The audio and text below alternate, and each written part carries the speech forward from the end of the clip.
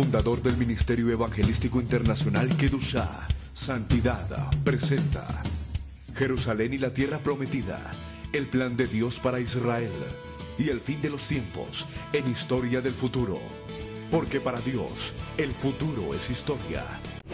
Visita nuestra página web www.historiadelfuturo.tv, porque para Dios el futuro es historia.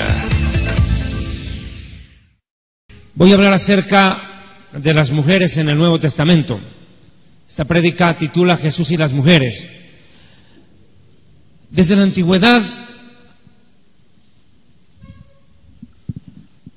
las mujeres han jugado un papel preponderante dentro de las Escrituras. Definitivamente su aporte ha sido valiosísimo para poder enmarcar y comprender la acción del ser humano en la tierra y la respuesta de Dios desde los cielos. Mujeres insignes en las Escrituras, como nuestra madre Sara, como Raquel, como Rebeca, o nuestra madre Javá, en hebreo Eva, han hecho un antes y un después en la historia bíblica. Su aporte, sin duda alguna, fue valiosísimo, trascendental, diría determinante.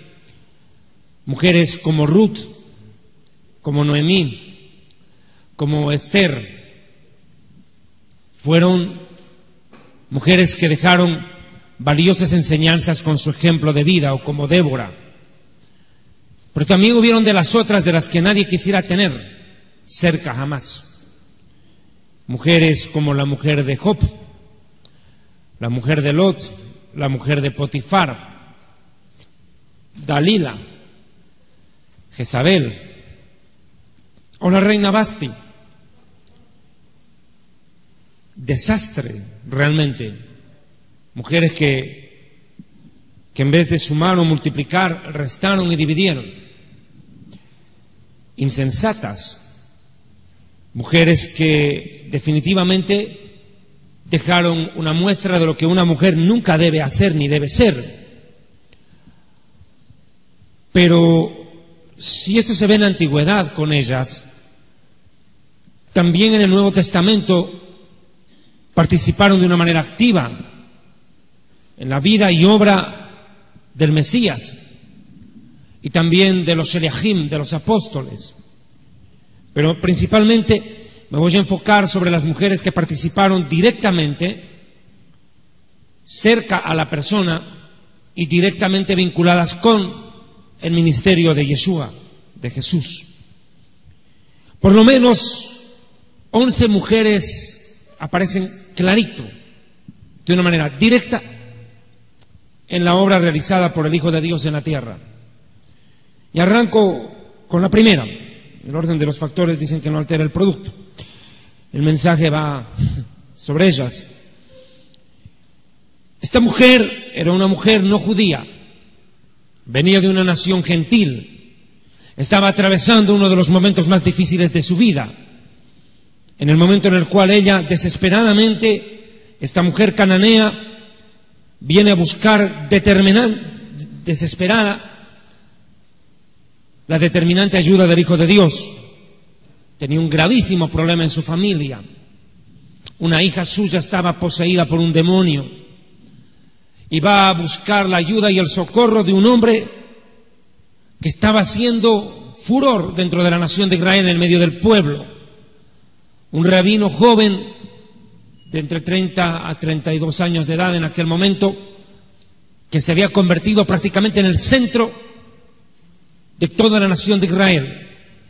Para bien o para mal, digo para mal por el odio que le tenían los fariseos y los saduceos y los sectores políticos de la nación, y para bien de aquellos que estaban siendo beneficiados por las obras y los milagros, las proezas, pero sobre todo las enseñanzas que este rabino estaba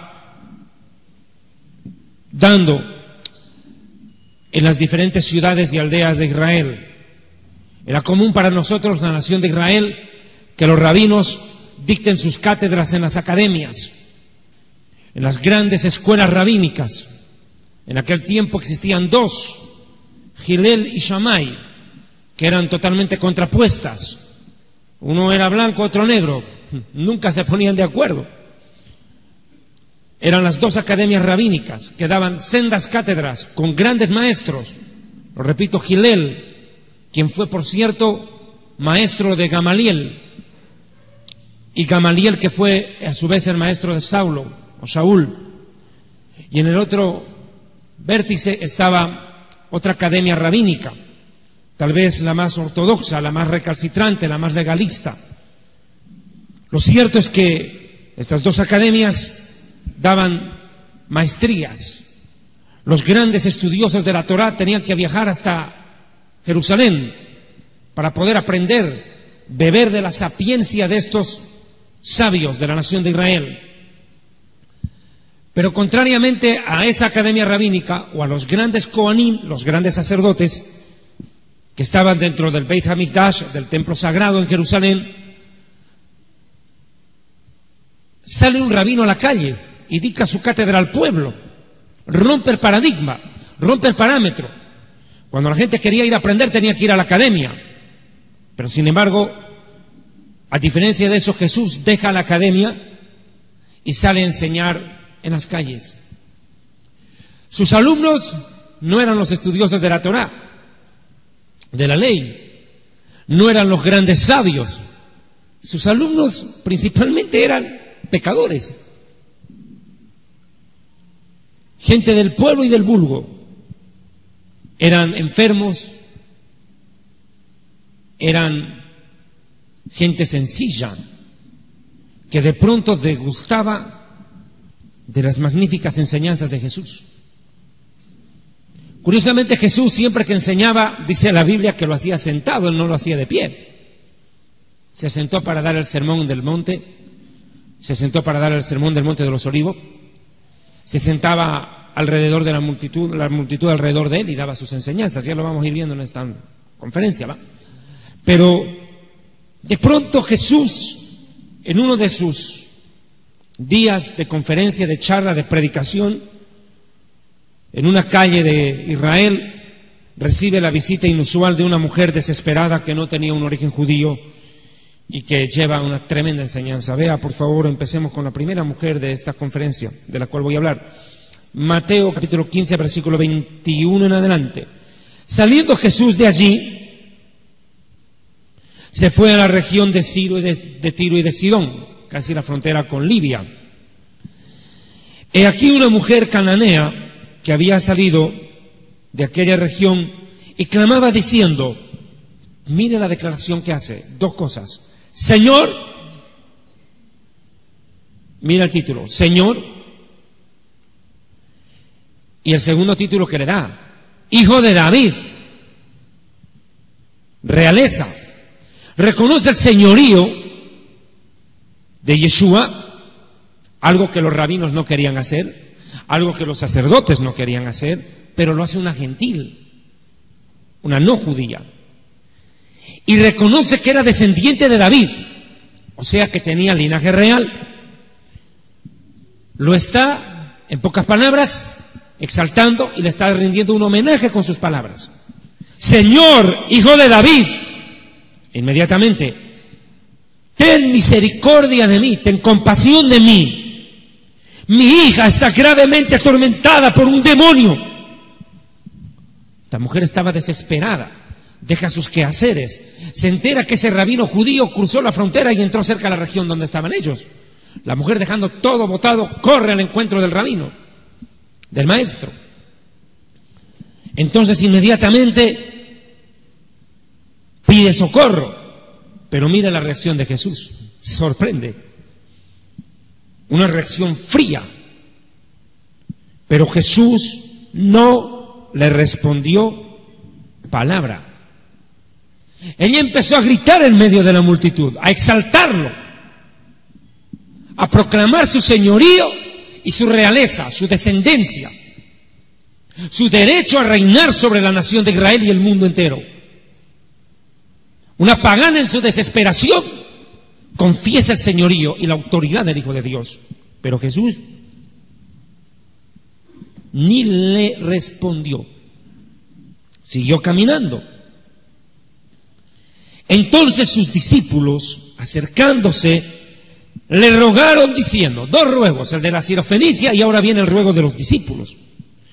Y le dicen, no le dicen, por favor atendela, más bien dice, botala, sacala a esta señora de acá, despedila, le dice, porque viene gritando detrás nuestro. Entonces respondió y dijo Jesús, y ni siquiera le responde a ella, le responde a ellos, pero escuchó ella. Le dice, yo no soy enviado sino a las ovejas perdidas de la casa de Israel. En pocas palabras, yo nada tengo que hacer con ella. Terrible. Primero que la ignora y segundo que le manda un recado. En pocas palabras, lárgate, le dice. No es contigo la cosa. Yo no vine por vos. Vine por los judíos, no por ti. Terrible golpe. Entonces ella no se rindió. Vino. O sea, no se quedó en el camino, corrió, vino, pero mire la actitud que toma, se postró ante él, ya no gritó, ya no lo exaltó, directamente lo fue a adorar. Y le dijo, Señor, socórreme. Y Jesús la mira de frente y le dice, no está bien tomar el pan de los hijos y echárselo a los perrillos. Terrible. ¡Qué golpe! Jesús no le facilitó para nada el camino a esta mujer en su desesperación y en su problema. Por el contrario, le multiplicó los obstáculos. La respuesta fue humillante. Primero fue el silencio con indiferencia. Segundo, el rechazo por no ser judía. Le dice, yo no he venido por los gentiles, he venido por las ovejas de Israel, y tú no eres judía. Yo no vine por ti, le dice. Ella insiste en su desesperación, se postra, pide socorro, desesperada. ¿Qué no hace una madre por un hijo o una hija? El amor de una madre por sus hijos no tiene límite. Ella estaba dispuesta a seguirse humillando. Pero Jesús estaba dispuesto a seguir poniendo obstáculos. Y Jesús le dice, no, aquí te equivocaste, le dice. Yo no voy a dar de comer a los perrillos quitándoselo el pan a los hijos. Estás mal, le dice, no entiendes la situación. Qué tremendo problema. Encima, literalmente Jesús le mandó un cañonazo de ofensa. Entiéndase que para la cultura de la nación de Israel y más aún en aquel tiempo, los gentiles eran vistos como inmundos, como seres inmundos. Y uno de los animales inmundos es el perro. Se lo recuerdo que en el libro de Proverbios y también en Pedro dice que no hay que ser como el perro que vuelve a tragar de su vómito. El perro es catalogado como un animal inmundo. La misma Biblia dice en Filipenses, guardaos de los perros. Y en el Apocalipsis dice, los perros estarán fuera de la ciudad santa. Y cuando habla de perros no se refiere al guau guau. No está hablando del perro en el sentido de animal específicamente, sino en el sentido espiritual. El pagano, el idólatra, es considerado perro, es inmundo. Y mire la ofensa que Jesús le manda a esta mujer, fue terrible. Literalmente, si en este momento, en este siglo XXI, la sociedad feminista escuchara a Jesús predicar, lo demandan por haber agredido a una mujer. Sí, las viejas se alborotan y salen en marcha y le presentan una demanda penal a Jesús por discriminación contra la mujer, porque lo que Jesús dijo fue terriblemente ofensivo. Esta mujer fue probada en su fe hasta lo más mínimo. Jesús conocía la necesidad de ella, conocía su corazón, y su corazón estaba siendo abierto y demostrado públicamente ante el resto. Pero Jesús tomó 3 caminos ante ella: el silencio, el rechazo y la ofensa. Otra en su lugar, otra mujer u hombre, ante semejantes declaraciones hubiera dicho: este señor es un prepotente, yo mejor me largo de aquí, ¿qué hago pidiéndole ayuda a él? Me voy. Pero ella no se rindió, entendía que la solución a su problema dependía de él. Ella tenía que escoger entre humillarse u ofenderse e irse derrotada. Pero ella entendió que la necesidad de su hija era más grande que su propia autoestima. Ella insistió y dijo ella: sí, señor, está bien, soy una perra. Si me estás diciendo eso, pues órale. Pero aún los perrillos comen de las migajas que caen de la mesa de sus amos. Yo no me muevo de aquí mientras no resuelvas mi problema, le dice. No, es que las suegras cuando se embravecen, ¿quién puede contra ellas? Mujeres unidas jamás serán vencidas. Así fue desde el principio. Mire lo que pasó, esta mujer literalmente derribó todos los argumentos de Jesús. Enfrentó el silencio, enfrentó el rechazo y la ofensa discriminatoria que Jesús le hizo. Se le paró enfrente y le dijo: no, no, no. A mí me puedes mirar con indiferencia, me puedes menospreciar por ser mujer y rechazarme por no ser judía y ofenderme, pero lo que no vas a poder es quitarme del medio mientras no resuelvas el problema de mi hija. ¡Qué tremenda mujer! Siguió, insistió, persistió. No siendo judía, confió en este judío y sabía que él tenía la solución al grave problema que la atingía. Entonces Jesús la miró y le respondió y le dijo: oh mujer, y me detengo ahí. Las veces que Yeshua habló con mujeres y utilizó esta palabra mujer, nunca lo hizo con el sentido descriptivo de un género. Jamás él lo hizo desde el punto de vista de sexo femenino. Cuando él utiliza la palabra mujer, las veces que lo usó, esta palabra, siempre lo hizo como un título de dignidad, de realeza y de honor. Escúcheme bien. ¿Por qué lo digo? Porque en medio de la nación de Israel, en ese tiempo, habían concepciones rabínicas que estaban tan impregnadas dentro de la sociedad que prácticamente hacían ver a la mujer peor que un esclavo. Les repito, esas dos academias de Hillel y Shammai, por ejemplo, cuando estaban enfrentadas en lo del divorcio, tenían concepciones totalmente antagónicas. La academia de Hillel, por ejemplo, sostenía que un hombre puede divorciarse de su esposa solo porque la vieja no sepa cocinar. Era suficiente razón, no había más. La mujer no sabe cocinar, pues se larga, man. Era una razón para el divorcio. En cambio, la concepción de la academia de Shammai era tan dura que dice: el hombre no puede divorciarse de su mujer a no ser que ella cometa inmoralidad sexual. Y ojo que la inmoralidad sexual, decía Shammai, no tiene que ser provocada por el varón. Me explico.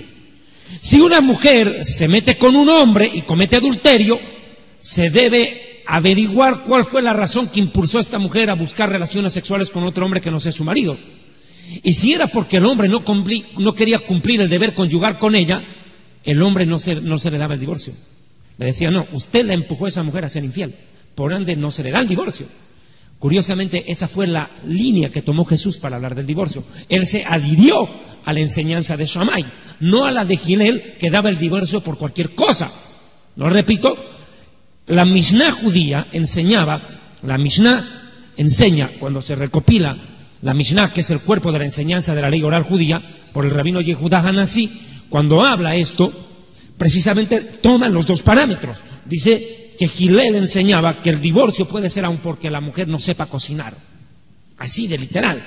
Entonces, el concepto de mujer estaba devaluado en medio de la nación.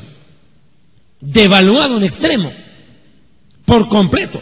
La mujer era considerada prácticamente un ser inferior y en muchos casos menos que un esclavo. Y lo peor de los casos, en algunos sectores de la nación de Israel, duele decirlo, pero la mujer era tenida por menos que una bestia, porque entendían que aún la bestia servía a su amo. Terrible. Entonces, cuando Jesús utiliza la palabra mujer, nunca lo hace para describir a un género femenino, sino para devolverle la dignidad. ¿Me entiende? No le está diciendo mujer, está diciendo mujer, devolviéndole el sitial que Dios le dio a la fémina en el momento de la creación. Alguien dirá, Dios creó al hombre y descansó. Creó a la mujer y ahora nadie logra descansar. No, mentira. Terrible. ¿Qué dicen las suegras? Amén. No, mentira. Fíjate, pero vuelvo al punto. Aquí Jesús restaura la dignidad, la posición espiritual y emocional de la mujer como un ser que no es menor que el varón. Escúchame bien lo que te estoy diciendo, pibe. Acá Jesús está dejando claro que la mujer no es menos que el varón. 2, está restaurando su identidad, su dignidad espiritual ante los ojos de Dios y de la sociedad. Jesús nuevamente toma ese concepto devaluado de mujer y dice, no es así, a la mujer se la respeta. Y Jesús dice, mujer, grande es tu fe. ¿Y cómo se puede agradar a Dios si no es con fe? Por ende, resalta la cualidad máxima de esta mujer, su persistencia, pero basada en su fe. Y el motor de la fe es la necesidad. Uno, si no necesita, no necesita creer. Si uno no se ve en problemas, no necesita creer en lo sobrenatural, si quiere llamarlo así, aunque la palabra sobrenatural a mí no me gusta, porque más parece del lenguaje y del vocabulario de los predicadores de la prosperidad que hablan de lo sobrenatural. Nosotros no nos movemos en la esfera de lo sobrenatural, sino de lo espiritual. La Biblia dice que el hombre espiritual, no dice el hombre sobrenatural. Espiritual entiende las cosas del espíritu y el carnal no las entiende. Pero bueno, al punto. Esta mujer demuestra su perseverancia, demuestra su fe, su insistencia, y finalmente es recompensada por haberse sobrepuesto a todas las barreras que Jesús le puso. Esto también nos deja a nosotros una valiosa enseñanza. Las respuestas de Dios muchas veces pasan un proceso en el cual Dios, antes de conceder lo que pedimos, primero nos quiebra. Nos quiebra. Primero Él quebranta, luego responde. Jesús lo que quería era probar la fe de esta mujer, exprimir. Usted, para saber qué clase de naranja tiene, no lo va a saber mientras no la exprima. Dios, para saber qué clase de persona tiene enfrente, necesita exprimir lo que hay en nuestro corazón. Y exprimió hasta la última gota de esta mujer. La probó hasta el límite, hasta que salió la última gota. Y cuando vio que el jugo era bueno, dijo Jesús, grande es tu fe. Mira lo que has producido. Le dice Jesús, grande es tu fe. Hágase contigo como deseas. ¿Y qué es lo que deseaba esta mujer? Satisfacer una necesidad que ni siquiera era propia. Una frase popular dice que más sufre el verdugo que el ahorcado. Y es una gran verdad, porque cuando el hijo se enferma, la que más sufre es la madre. Esta mujer estaba desesperada, no porque ella tenga el problema lo tenía la hija. Y esa necesidad fue el motor que le impulsó a confiar. La adversidad, la desgracia, la impotencia y el dolor se convierten entonces en un motor para impulsar la fe. Esta mujer en su necesidad tuvo que aguantar el silencio, el rechazo, el obstáculo teológico y la discriminación y la ofensa que Jesús, ¡pum!, se la mandó de frente. ¡Qué terrible! Uno se pone a pensar, esta pobre mujer en su desesperación, ver que Jesús ni siquiera la quiso ni mirar, siguió caminando. Si no era que los discípulos mediaban y le decían, ya, bótala, Jesús tal vez no hubiera pronunciado palabra. Pero lo vuelvo a decir, Jesús tenía un objetivo, exprimir hasta la última gota de esta mujer, hasta que su fe alcance el máximo de pureza. Y cuando eso ocurrió, Jesús respondió reconociendo el grado de fe y de pureza de fe de esta mujer.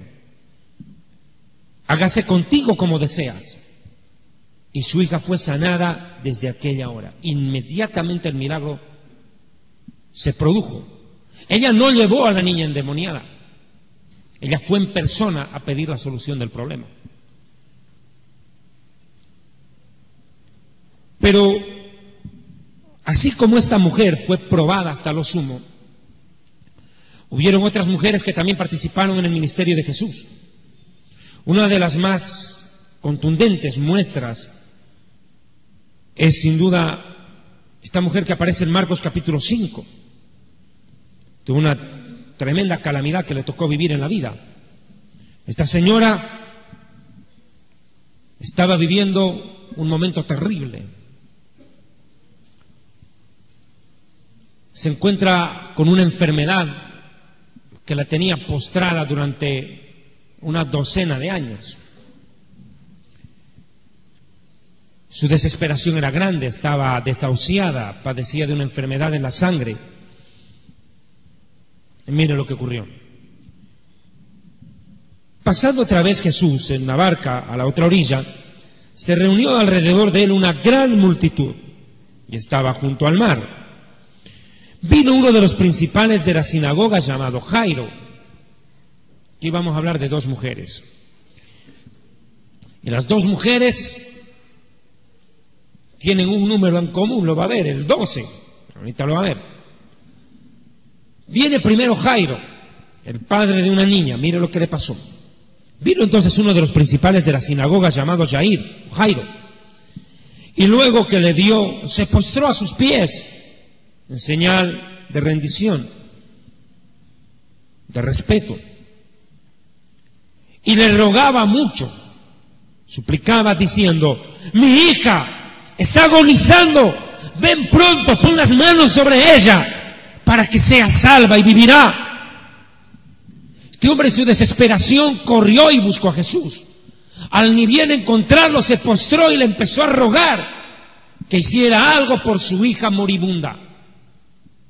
Aquí, parecido al caso de la mujer sirofenicia, tenía a la hija enferma. La una estaba endemoniada y la otra estaba agonizando, al borde mismo de la muerte. Se necesitaba que el médico llegue a tiempo. Prácticamente la ambulancia, por así decirlo, tenía escasos segundos para llegar a la vida de la niña. Terminaba. Fundador del Ministerio Evangelístico Internacional Kedushá, Santidad, presenta Jerusalén y la Tierra Prometida, el plan de Dios para Israel y el fin de los tiempos en Historia del Futuro, porque para Dios el futuro es historia.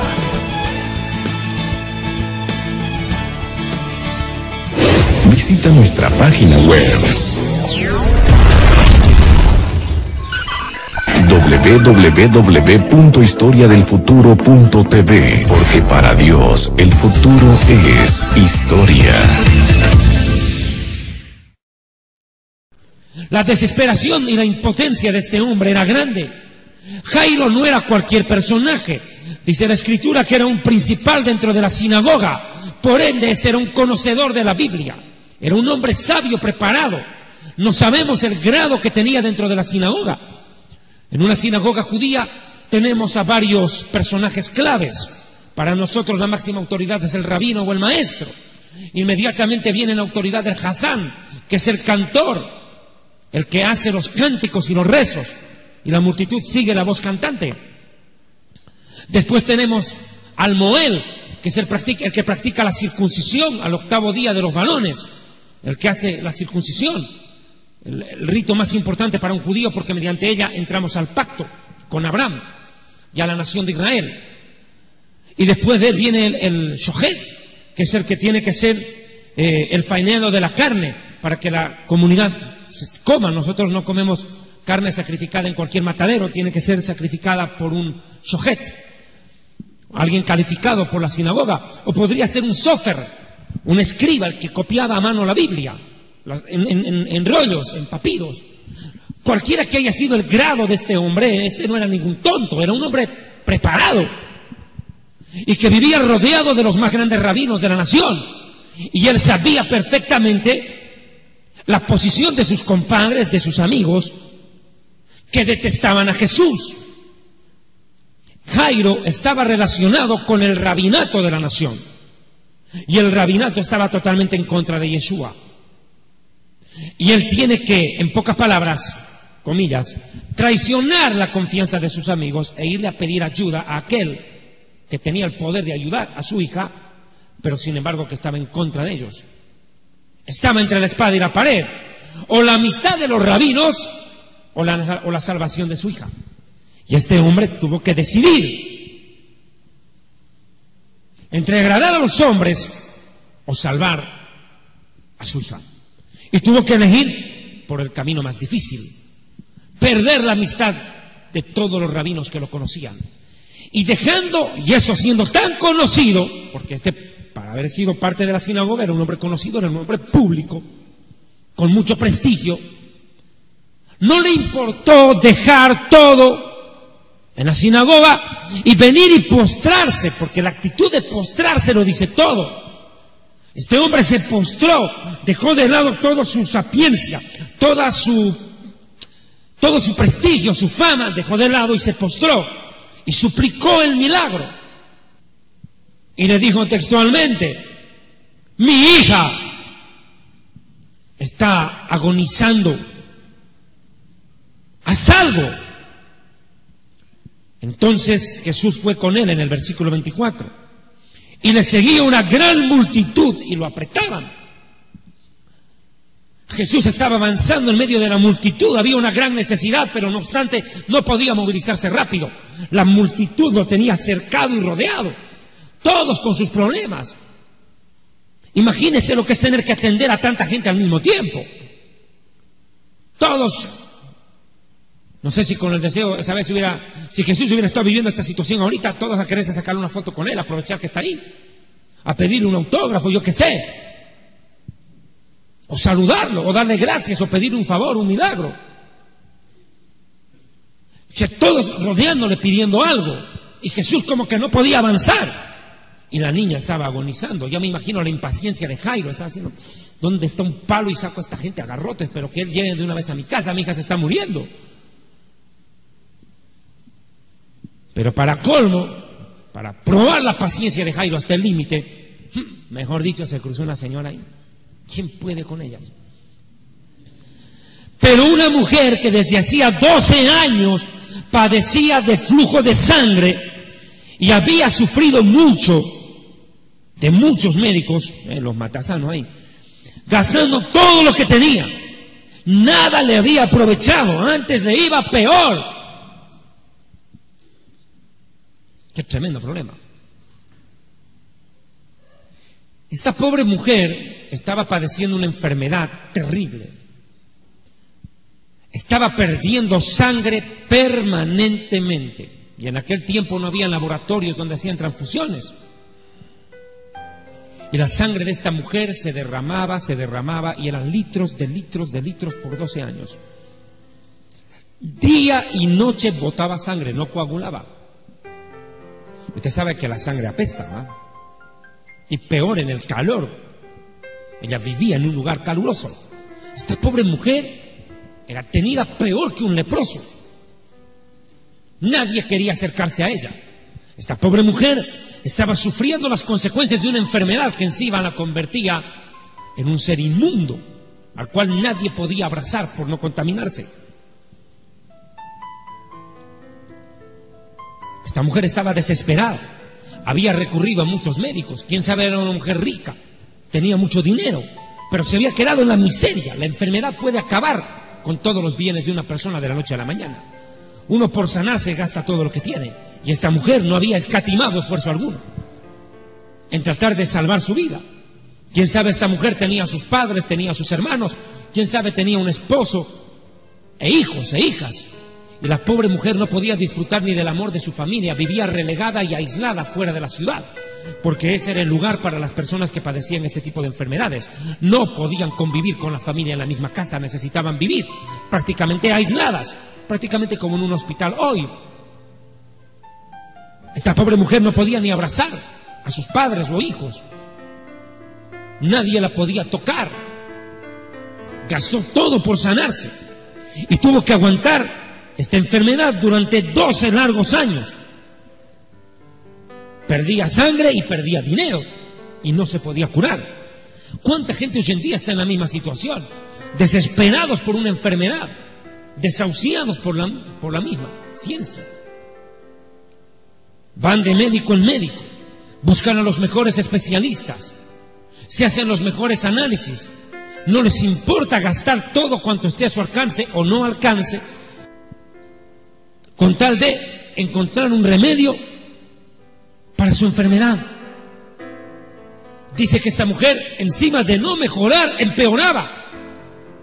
Le daban un medicamento que le provocaba reacción en contra. Literalmente la estaban ultimando. La vida de esta mujer era una auténtica tortura. Indigno para un ser humano tener que vivir así. Pero mire lo que le pasó. Verso 27, cuando oyó hablar de Jesús, aquí esta frase es clave, oyó hablar de él. A ella le habían hablado de todos los médicos de la ciudad, le habían hablado de los mejores médicos del país. Quién sabe si hubiera estado viviendo en este siglo XXI, hubiera tomado un avión hasta Nueva York, hubiera ido hasta París, quién sabe a Alemania, donde están los mejores médicos, a Cuba. Como quiera que sea, esta mujer había escuchado hablar de tantos y ninguno la había podido ayudar. Ahora escucha hablar de alguien más. Escucha hablar no de un médico, escucha hablar de un predicador. Ponga cuidado. Aquí no le estaban hablando de un médico más, graduado en la Universidad de Harvard, con los mejores títulos en medicina, con las prácticas en las mejores universidades, becado como mejor médico, con el mejor hospital a cargo, con los mejores instrumentales médicos. Estaba escuchando hablar, vuelvo y le digo, no de un médico, le hablaron de un predicador. ¿Quién sabe? La señora dijo, ¿yo qué tengo que ver con predicador? Mi problema es físico. Tengo una enfermedad. ¿Qué tengo que ver yo con un predicador? Sonaba discordante al problema que estaba viviendo. Pero ella escuchó de él y dijo, bueno, a ver, ¿qué me queda? Dijo la mujer. Esperar la muerte aislada acá en este, ni siquiera el hospital donde las tenían estas personas, en este campamento. Esperar la muerte aquí, viendo cómo pasan los segundos, pasan los minutos, pasan las horas, pasan los días, los meses, los años. Ya son 12 años aguantando este flujo de sangre. ¿Cuántos años más voy a aguantar? La mujer dijo, yo me voy. Lo dejó todo y fue. Oyó hablar de Jesús. Pero ella no va de frente, viene por detrás. Y aquí quiero hacer una aclaración. Esta mujer se jugaba la vida, no solo porque estaba enferma, estaba desahuciada al borde de la muerte, sino porque esta mujer tenía una enfermedad infecto-contagiosa. ¿Me está escuchando? Era tan grave la enfermedad que al solo tocar a alguien lo contaminaba. Y si tocaba a un profeta, tocaba a un sacerdote, tocaba a un rabino, inmediatamente se le aplicaba la pena de muerte por haber tocado a alguien puro. Terrible problema. La mujer tenía dos opciones, o morir enferma o morir en el intento de sanarse. No tenía más. La muerte por los dos lados. La mujer dice, bueno, ¿qué más da? Esperar otros 12 años, muerte en vida, para terminar en un cajón, pues prefiero la muerte de una vez. Al mal paso darle prisa. Si tengo que morir, muero aquí. Y se las juega. Pero dice, yo no lo voy a ir a tocar de frente, a ver si no se da cuenta. Y la mujer viene por detrás. Pero tú te puedes imaginar a cuánta gente ella tuvo que rozar con su ropa, con sus codos, con sus brazos, a cuántos estaba ya contaminando en el camino. Y ojo que la mujer venía chorreando sangre. La mujer venía chorreando sangre y hasta el olor. La mujer era difícil que pueda esconderse. La evidencia estaba regada por todo el camino. Pero no obstante, ella se las jugó. Y miren lo que pasó. Y vino por detrás, entre la multitud. ¿Y qué hizo? Tocó el talit, el manto, se agarró. Porque ella decía dentro de sí: si tocare tan solamente su manto, seré salva. Esta mujer tuvo fe, fue con convicción. Ella sabía que a diferencia de cualquier médico, él sí tenía el poder de sanarla. Dijo: solo necesito tocarlo, no necesito ni hablar con él, ni cuenta se va a dar que lo agarré. Y tengo que buscar un buen momento, cuando todo el mundo lo está empujando, le pego el jalón. Esta mujer sabía que el manto que nosotros los judíos usamos tiene un simbolismo muy profundo. Nosotros utilizamos un manto que se llama talit, el cual tiene 8 nudos, pero con esos 8 nudos se hacen 5 flecos. Y los 5 flecos cuelgan en las 4 puntas del manto. Y cada nudo tiene un nombre. Y el nudo de abajo, el fleco inferior, el nudo inferior del fleco, se llama Adonai Elohim Rafa, que significa el Señor es mi sanador. Ella dijo: yo no me voy a agarrar del nudo de arriba porque no resuelve el problema, del de abajo tampoco, del tercero menos, del cuarto no me sirve. Ella dijo: tengo que agarrarme del borde, del fleco de abajo y jalar ese fleco, y jalarlo. Para recibir un milagro es necesario conocer qué hacer. Ella sabía qué hacer. Ella no estaba tan desubicada como la sirofenicia. Ella estaba un poco más ubicada, decía: no, el poder está en el manto. Ella sabía que tenía que agarrarse de ese nudo. Ella sabía de quién iba a agarrarse. Sabía que ese hombre era un santo. Era un profeta. Y si era un profeta, Dios estaba con él. Y si Dios estaba con él, el problema tenía que resolverse. Sí o sí. Pero lo que tenía que hacer es actuar. Una frase popular dice: ayúdate, que yo te ayudaré. No será bíblica, pero es cierta. Muchos hablan de oración, otros dicen ora, acción. Hay que orar y accionar. Y la mujer se lanzó con todo, chorreando sangre o como sea, llegó. Y dijo: yo voy a agarrar solo el borde del manto. No es que le voy a quitar su ropa y me voy a escapar con ella. Sería un robo. Entonces, ¿qué hizo la mujer? Enseguida esta mujer actuó. Versículo 29. Enseguida la fuente de su sangre se secó. El milagro ocurrió instantáneamente. No como con los predicadores que salen en la televisión y le dicen: toma tu teléfono ahora, marca el número que aparece en pantalla, 666-666-666, o escribe al correo de los apóstoles de la prosperidad, todos@todo.com. Comunícate en este momento con el apóstol Saqueo Iglesias. Saquea Iglesias. Y recibirás tu milagro. Pero para recibir tu milagro primero manda tu dinero. Y cuando tu dinero haya llegado, ese momento oraremos por ti. Y si te sanas bien y si te friegas, pues pena. Primero te cobran, se aseguran la plata, pero ellos no te garantizan el milagro. Y si no te sanas, todavía te dicen que te faltó fe. Son los auténticos desgraciados. Desgraciados porque cayeron de la gracia de Dios. Son enemigos de la gracia.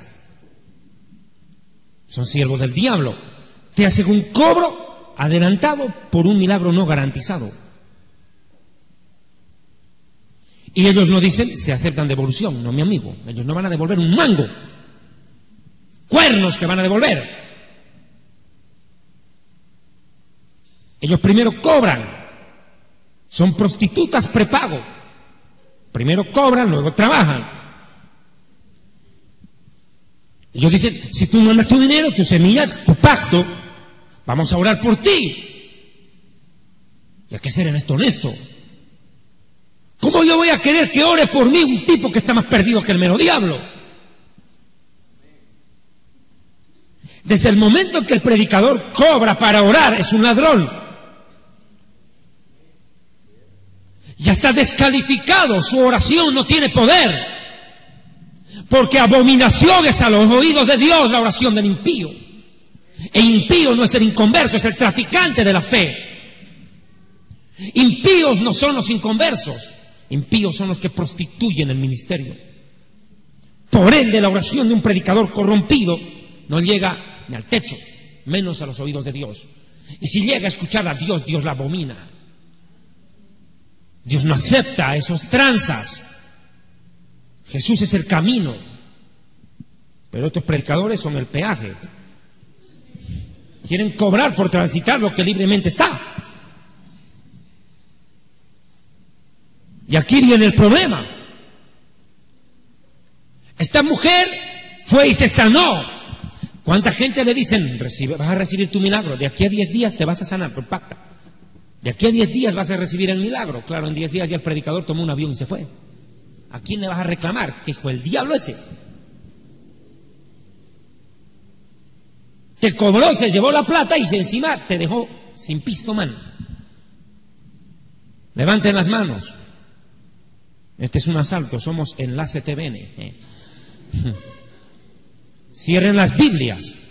Y no a Lucas 20, sino a 20 Lucas. Cáiganse. Y viene la asaltada. Pero aquí Jesús en ningún momento le pidió un centavo a la mujer. Es más, la mujer fue y inmediatamente recibe el milagro en cuestión de segundos. Acaba el tormento de 12 años. Oiga, a usted que le duele la muela una noche, va a hacer revolcar y profetizar. Ese rato empieza a hablar hasta en lenguas ahí, con el dolor de muelas.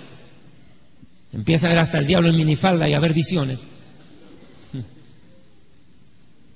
Con un dolor de muelas, imagínate vos lo que es padecer una enfermedad de 12 años, día y noche sangrando. Y la sangre no paraba ni siquiera en feriado, compadre. Esa pobre mujer estaba destrozada, enferma, desahuciada y abandonada de su propia familia y encima aislada de la sociedad. ¡Qué terrible! Eso es muerte en vida. Va y ¡pum! Se acabó la enfermedad. Enseguida, dice la Biblia, enseguida paró el sangrado. Quiero que lea, por favor, por un momento un pasaje bíblico en cuestión. Levíticos capítulo 15, verso 25 al 28. Y va a entender la gravedad de la enfermedad de esta pobre señora. Levítico capítulo 25. ¿Encontró? No, pero Levítico 15. Levítico 15, verso 25. Y la mujer, cuando siguiere el flujo de su sangre por muchos días, fuera del tiempo de su menstruación, o cuando tuviere flujo de sangre más allá de la menstruación, todo el tiempo de su flujo será inmunda, asquerosa, repulsiva, repugnante. Terribles términos. Esta mujer era inmunda. Un mendigo valía más que ella. Terrible.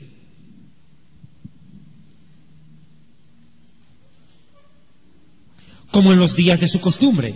Pero fíjate, toda cama en que ella durmiere todo el tiempo del flujo de sangre le será como cama de costumbre, es decir, empapada en sangre de menstruación. Por ende, todo eso se bota a la basura. Terrible. O sea, ni siquiera la cama donde ella dormía quedaba a salvo. Hasta eso había que botar. Y todo mueble sobre el que se sentare será inmundo, como la impureza de su costumbre. Hasta las sillas que ella utilizaba nadie las podía usar. Tremendo problema. 27. Cualquiera que tocare las cosas que ella tocó, quedará inmundo y lavará sus vestidos. Y asimismo se lavará con agua y será inmundo hasta en la noche. ¿Te imaginas tú? O sea, nadie podía tocarla, nadie podía abrazarla, nadie podía tocar la cama donde ella dormía, nadie podía sentarse ni por error en una silla donde ella se hubiera sentado. Nadie podía alzar ni siquiera un papel que ella hubiera agarrado, quedaba contaminado hasta en la noche. Dígame qué persona aguanta eso. Y peor, 12 años. Uno entiende que la mujer puede padecer su menstruación de 7 días y 7 días más hasta recuperarse. No puede entenderlo. Pero 12 años. El hombre, cuando su mujer está en periodo de menstruación, no puede tener relaciones sexuales con ella, no puede dormir en la misma cama con ella. Eso manda la ley de Moisés. Pero imagínese esta pobre mujer, 12 años, man, 12 años. Terrible. Estaba segregada. Ahora vuelvo al pasaje. Mateo, Mateo 5. Ahora mire lo que pasó. Al instante terminó el tormento. Pero mira lo que le pasó. Versículo 29. Y enseguida la fuente de su sangre se secó. Coaguló la sangre de milagro. Coaguló. Y sintió en el cuerpo que estaba sana de aquel azote. La mujer, lógico, sintió. El sangrado paró, se detuvo el permanente sangrado. Ella sintió, dijo, ya estoy sana, me sané. Pero la mujer no podía ni siquiera gritar de felicidad, tenía que escaparse del lugar. ¿Sabe por qué? Porque donde que descubrían que en el camino vino y tocó a Jesús, ahí mismo la matan. La mujer dijo, me sané, ahora me voy calladita a mi casa. Se dio la vuelta y emprendió la retirada. Pero Jesús reacciona. Luego Jesús, conociendo en sí mismo que poder había salido de él, se dio la vuelta ante la multitud y dijo, ¡hey! ¿Quién me tocó?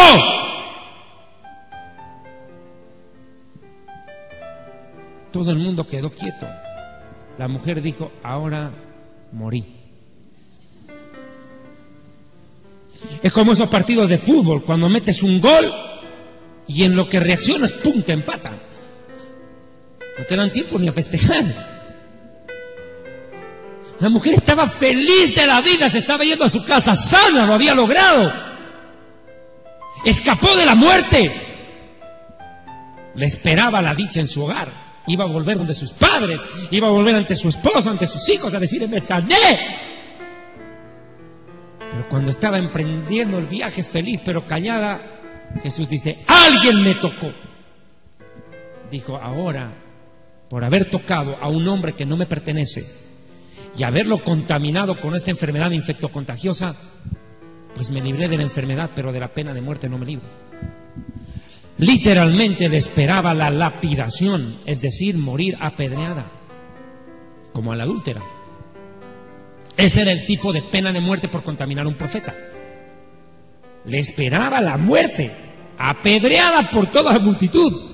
Y el primero en lanzar la piedra tenía que ser el afectado, en este caso Jesús. Claro, entonces la mujer, cuando escucha que Jesús pregunta quién me tocó, dijo, este me va a lanzar la pedrada ahorita. Me sana pero me mata. Literal. Pobre mujer. Entonces vuelven a meterse los discípulos. Sus discípulos le dicen, ves que todo el mundo te está apretando y vienes a preguntar, ¿qué te ha tocado? ¿Qué te pasa, Jesús? Ubícate. Tienes 500 personas aquí a tu alrededor y vienes a preguntar quién te tocó, si todo el mundo está empujando aquí mismo, ya me están pisando hasta el callo, diría Pedro. Estaban haciendo pegar gritos de júbilo en los callos ahí. Terrible, pisan el callo y todavía piden que pegues un grito de júbilo. Pusieron a remolinear a la pobre. Terrible. Estaba remolineando, después que le pisaron el callo al pobre apóstol. Entonces, Jesús insiste. Y para Jesús dice, a ver, momentito, ustedes se me callan, digo, alguien me tocó. Y más le vale que aparezca. Pregunto, sencillito, ¿será, querido, que Jesús no se dio cuenta quién le tocó? ¿Será que Jesús no supo quién era? Él sabía perfectamente quién lo había hecho. Él sabía perfectamente quién le tocó. Entonces, ¿para qué pregunta? Para que la persona con su boca lo confiese. Jesús no estaba esperando que aparezca la mujer para lapidarla, sino para que testifique el milagro. A Jesús no le gustan los milagros anónimos, mi amigo. A Jesús le gusta que su nombre y el del Padre sean exaltados.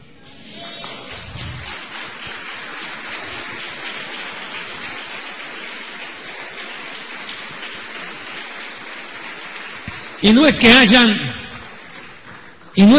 milagros y milagrotes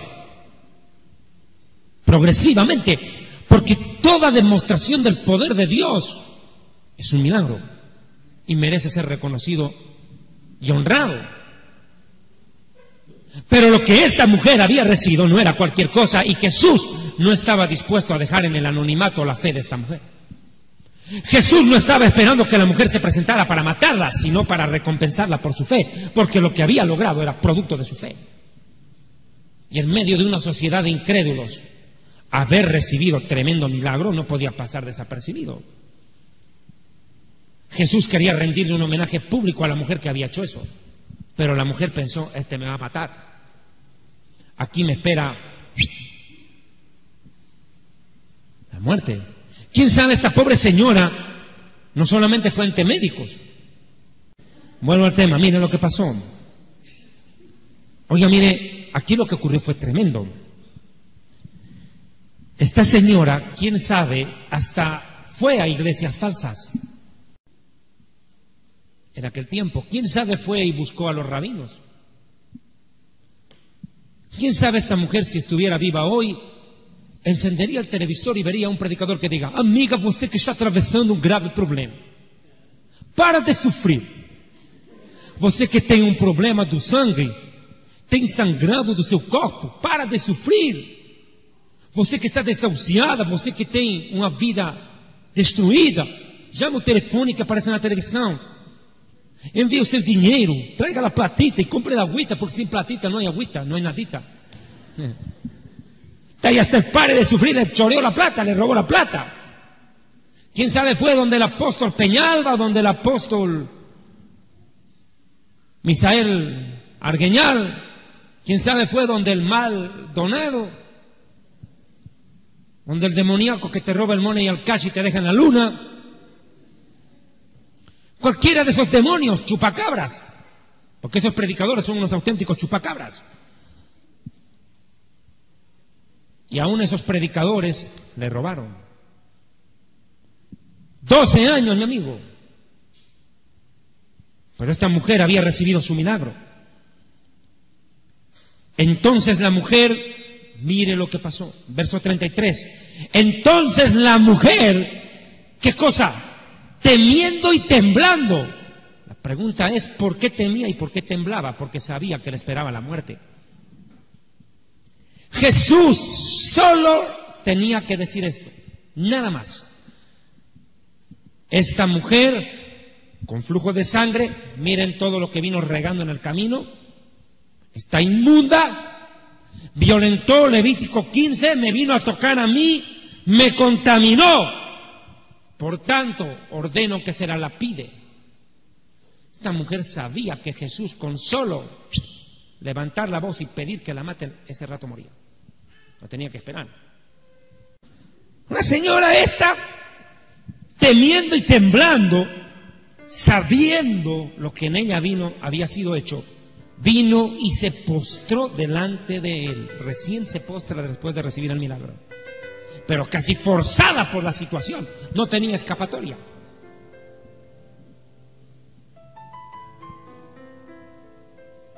Y le dijo toda la verdad. Y usted sabe cómo son las mujeres, tienen un tremendo don de lenguas. Esa mujer no se tuvo que haber tomado 30 segundos en contar lo que le sucedió. ¿Sabes cómo son de descriptivas las mujeres? Detallistas, pero hasta las patas, man. Te cuentan todo. Dice que le contó toda la verdad. En pocas palabras, esta señora le narró toda su biografía y su tragedia. Yo ya me imagino a esta pobre mujer, desesperada, temblando y asustada, ha tenido que levantar la voz y decirle: mira lo que me pasó, llevo 12 años enferma, me consideran inmunda, soy una muerte en vida, no puedo disfrutar de mi familia, no puedo disfrutar de nada en la vida, esto es un calvario. ¿Qué quieres que haga? ¿Que espere otros 12 años más morirme? Sabía que tú tienes el poder de sanar, sé que tú eres el Hijo de Dios, sé que eres el Mesías, nuestros padres han esperado de ti, han profetizado de ti, y ahora que estás aquí tienes el poder de sanar, querías que yo me quede a morir ahí. Yo sabía que al tocarte me sanaría, confié en ti, ya me sané. Ahora quieres matarme, pues mátame. Terrible. Bendito sea su nombre.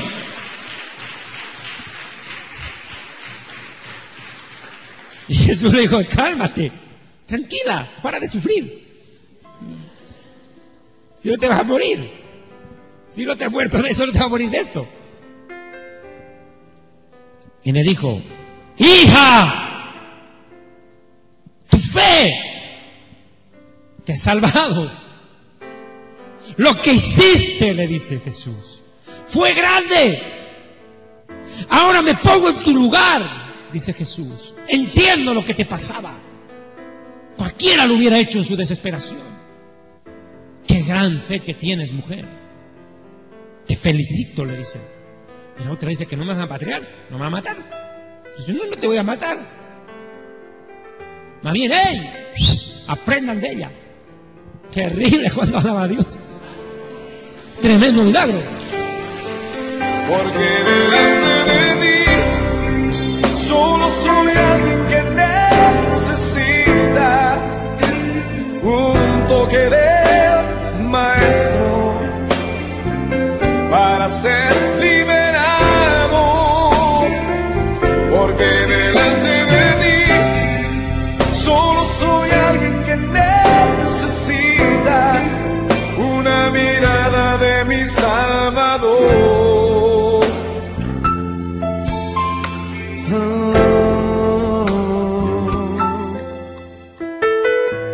Tu fe te ha sanado. Y le dice otra frase: ve en paz. Una palabra que ella desconocía hace 12 años. Paz. Y usted sin paz no es nadie. Ve en paz y quédate sana de aquel azote. Le dice: por si acaso de remate te digo, te quedas sana, no te vas a enfermar más de lo mismo. Le dice: no te va a venir una recaída. Le dice: tranquila, andate a tu casa. Tremendo milagro. Entre tanto, Jairo, que tenía la hija moribunda, decía: esta vieja, ¿cuándo se va?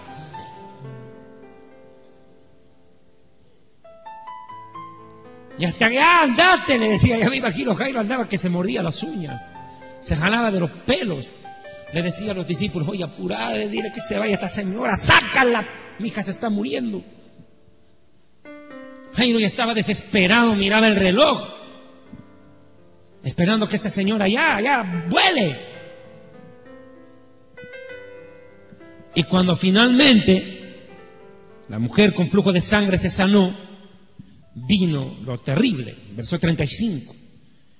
Mientras él aún hablaba, vinieron de la casa del principal de la sinagoga, vinieron de la casa del rabino, diciéndole: Jairo, se dio la vuelta, dime, Jairo, tu hija murió. Y encima le dicen: deja de molestar al maestro. Uy. Siempre el diablo va a tratar de apagar tu fe cuando más la necesites. Echarte el baldazo de agua fría. Decirte: para esto no hay solución. Y 2, no molestes a Dios.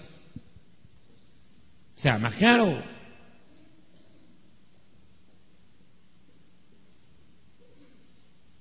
Te disparan y después te meten el tiro de gracia, pues. Tremendo problema. ¿Cómo cree que se sintió Jairo? Quería ahorcar a la del flujo de sangre. Por tu culpa.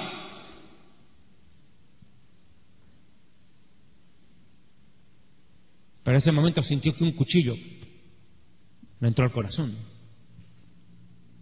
Lo primero que una madre o un padre piensa cuando el hijo se le muere es: ¿por qué él y no yo? ¿Por qué mi hija y no yo? Agachó la cabeza y ya me imagino el nudo en la garganta y empezó a llorar. Te había perdido todo. Y encima el otro viene y le dice: oye, le dice, deja de molestar. Pero cuando alguien te diga que dejes de molestar a Dios es cuanto más tenés que hacerlo. Tenés que insistir. Al que busca encuentra, al que llama a la puerta se le abre.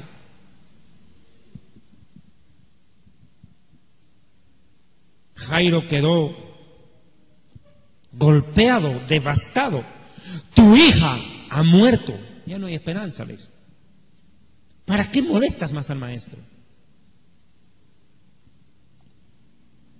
Pero Jesús, luego que oyó lo que se había dicho, le dijo al principal de la sinagoga: no temas, solo ten fe, y tu hija se salvará. No temas, cree, no pierdas la fe, tranquilo, no temas, cree solamente. Entonces, ¿qué hizo Jesús? Apresuró el viaje y no permitió que le siguiera nadie, solo Pedro, Jacobo y Juan, hermano de Jacob. Y vino hasta la casa del rabino, principal de la sinagoga, y vio el alboroto y a los que lloraban y lamentaban mucho. ¿Cómo cree que se sentía la familia ahí? La niña se había muerto, que quería que estén bailando, estaban llorando pues. Pero aparte del dolor de la familia, eran personas que eran contratadas y se les pagaba por llorar a un muerto que no conocían. Increíble. Imagínense lo que es eso, pagarle a una vieja para que vaya a chillar por un muerto que no había conocido. Y pegaba los berridos y cuanto más chillaba, más cobraba. Y ellas eran las que estaban haciendo el alboroto ahí. Las suegritas ahí, un grupo. ¿Por qué alborotan y lloran? Les dice, todavía la reprende. ¡Cállense! La niña no está muerta, está dormida. Ya hace rato no mía, y este que se fumó. ¿Qué le pasa? ¿Cómo va a decir eso? Empezaron a burlarse de él. La reacción fue ridiculizarlo. Se burlaban de él. ¿Qué le pasó? ¿Cómo? Se murió la piba, se murió hace 5 minutos. Todas las evidencias daban que se había muerto. No respiraba, no había pulso, enfriamiento cadavérico. Si estaba muerta, pues mano. Entonces, Jesús, echando fuera a todos, salgan. Tomó al padre y a la madre de la niña. A la pobre madre tiene que estar hecha pedazos. Y a los que estaban con él. Y entró donde estaba la niña. Y tomando la mano de la niña, le dijo: Talitá cumí. Luego la niña se levantó y caminaba. Pues tenía ¿cuántos años? 12 años. Qué increíble. Cuando la señora empezó con el flujo de sangre, la niña estaba naciendo. Los 12 años que esta niña crecía sana, la otra la pasaba enferma. Y a los dos les llegó el milagro el mismo día. Tremendo. La anciana o mayor, no sabemos cuántos años había tenido el flujo de sangre, pero la niña, las dos mujeres, recibieron un milagro en ese momento. Entonces, ¿qué pasó con los que estaban allá afuera? Se espantaron en gran manera.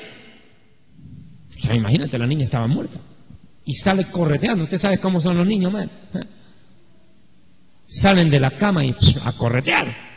Pues te la habían visto muerta. Ahí puede ver un ejemplo claro, cómo Jesús intervino en la vida. Primero habíamos visto de la mujer sirofenicia y ahora de la mujer con flujo de sangre y esta niña que fue resucitada. Pero hay muchos casos, tal vez yo no voy a alcanzar a explicar los 11 casos de distintas mujeres que intervinieron en esta historia, ¿va? Pero hay otra mujer que a mí personalmente me impresiona por su actitud. Era la seductora, Juan 4, esta señorita. Juan capítulo 4. Esta era una mujer que sale a recoger agua con su cantarito.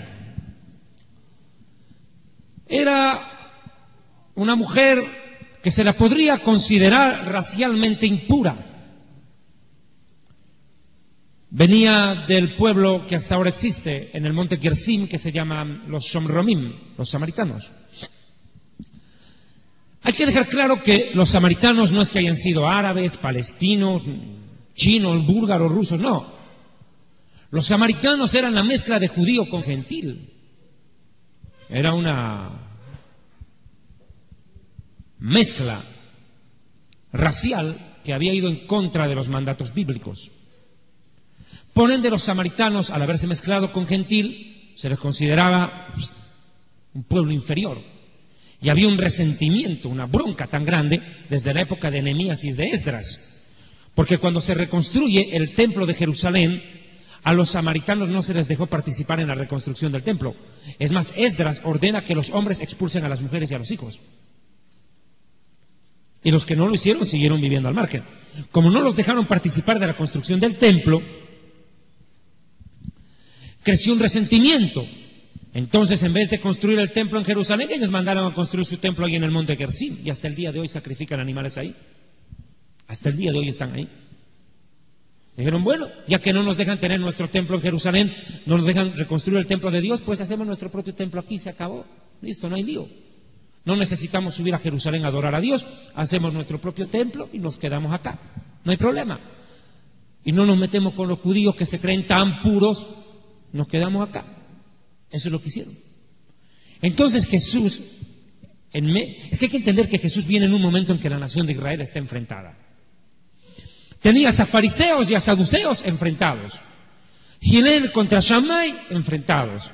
Samaritanos contra judíos enfrentados. Herodianos de los de Poncio Pilatos se odiaban. Pero cuando Jesús aparece, todos los enfrentados se unen contra él. Increíble. Todos los enfrentados terminan uniéndose contra el enemigo en común. Todos contra uno. Entonces, ¿qué pasó? Jesús tiene un episodio en Samaria. No voy a leer toda la historia de la samaritana, voy a ir directamente a los versículos claves de este Juan capítulo 4, versículo 7. Desde el 6. Estaba allí el pozo de Jacob. ¿Quién es Jacob? Es Israel.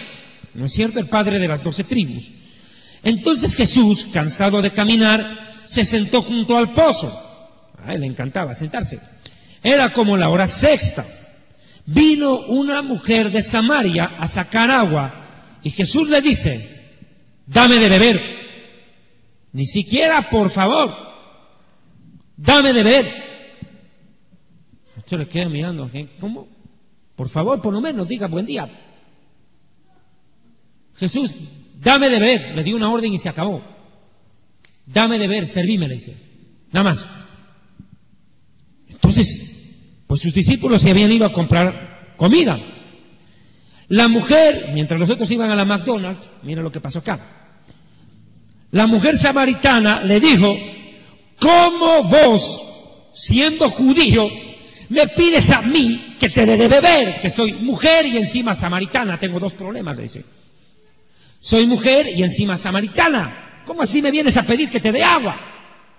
¿Qué tal si te doy hasta veneno? Había bronca.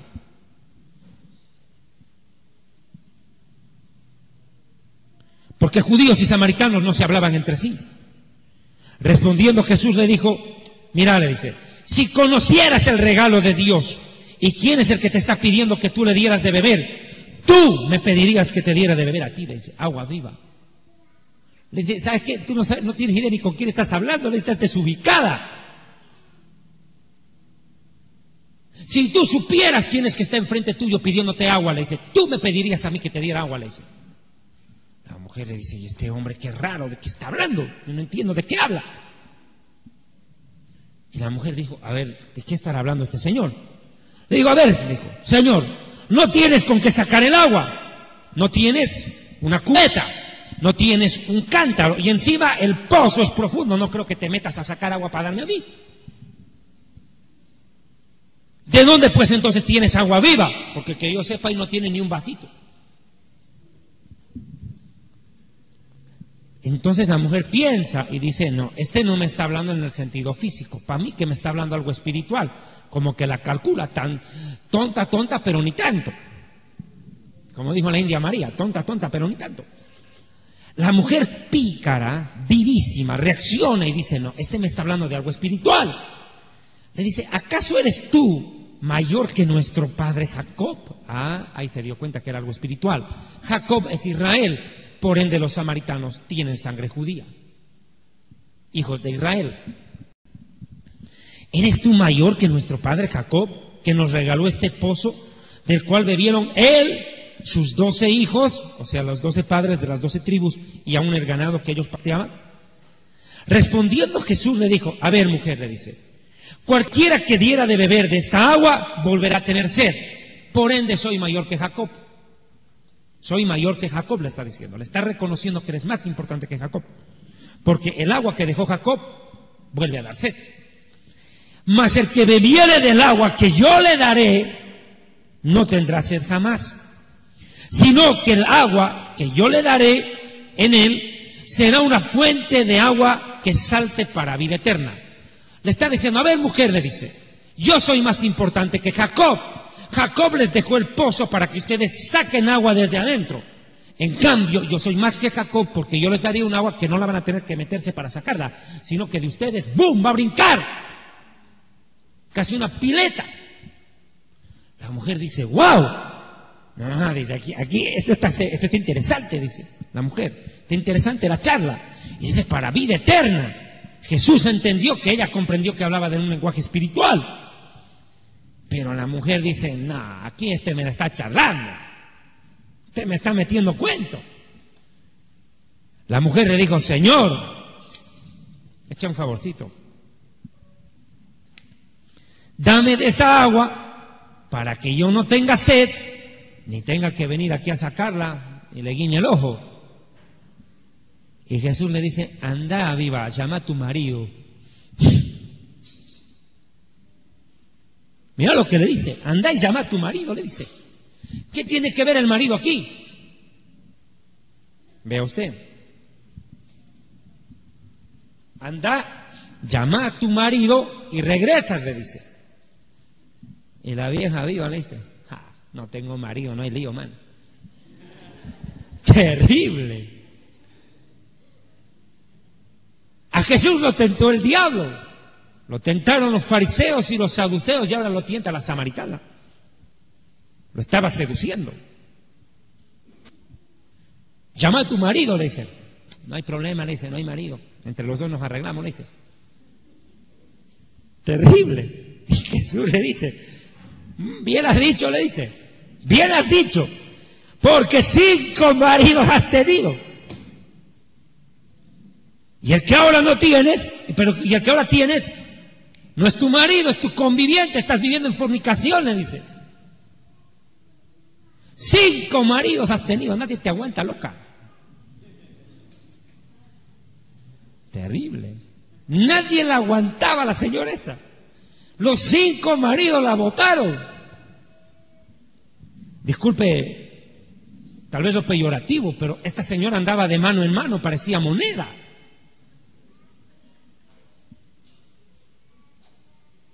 Cinco maridos, ¿sabe lo que es eso?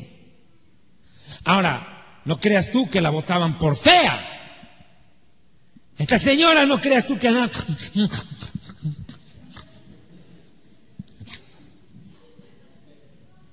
como la chimoltrufia. No creas tú que era Betty la fea. Esta señora, o esta mujer, tuvo que haber sido bien bonita. Los hombres andaban detrás de ella, por montón. Se iba uno, total venía el otro, 5 tuvo. Ella no se quejaba, los hombres le sobraban, era una mujer, tuvo que haber sido una mujer realmente hermosa y seductora. Y ella estaba seduciendo a Jesús. Lo quiso poner contra la pared, entre la espada y la pared a Jesús. Por eso Jesús le dice, hey, llama a tu marido, le dice, confundiendo, le dice, oye, dice, ¿tú qué crees que yo estoy viniéndote a buscar porque tú eres mujer? Para eso tienes a tu marido, le dice, ¿qué crees aquí?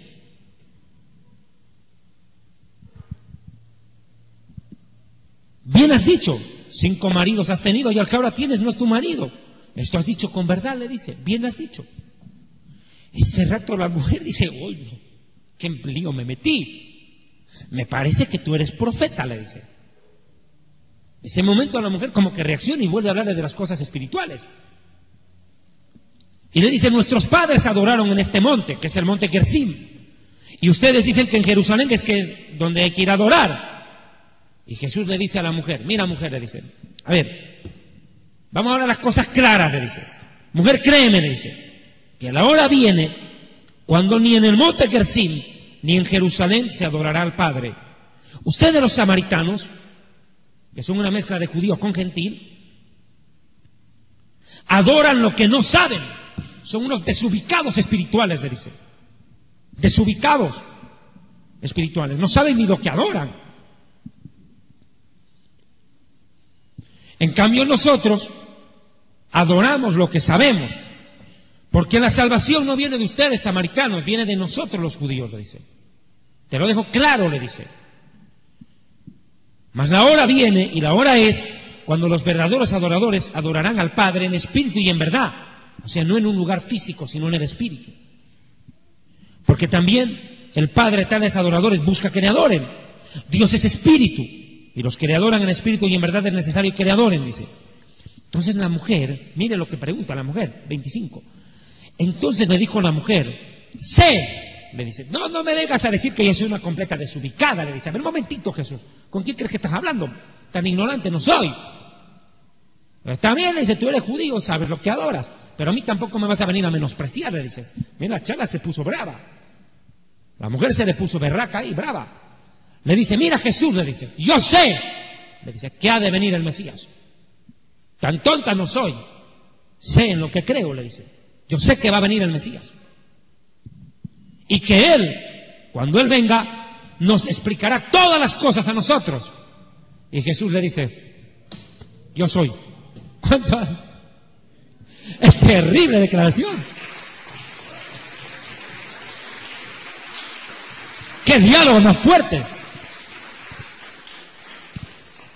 Este diálogo fue raro, porque se prestó para todo. Fue hasta primero fue un confrontamiento racial, por así decirlo. Luego fue un confrontamiento entre un hombre judío y una mujer samaritana. Entre un hombre santo y una mujer que era casi una prostituta. Entre un hombre perfecto y una mujer seductora. Y termina siendo una conversación frontal, un debate teológico entre un maestro en Biblia y una mujer que era el único que sabía que el Mesías vendría.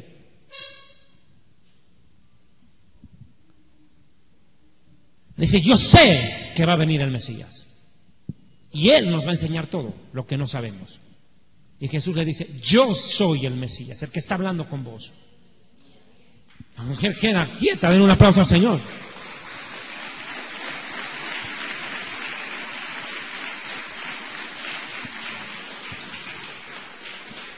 Lo resaltante de esto es que Jesús nunca les dijo a los fariseos, yo soy el Mesías. Ni a los fariseos se los dijo. Es más, cuando les pregunta a los discípulos, ¿qué les dice? ¿Quién dice la gente que soy yo? Unos dicen que eres Elías, otros dicen que eres Jeremías, otros opinan que eres algún profeta que resucitó y volvió a la vida. Bueno, le dice, todos esos son unos desubicados, no saben quién soy yo. Bueno, ¿y ustedes, discípulos, quiénes dicen que soy yo?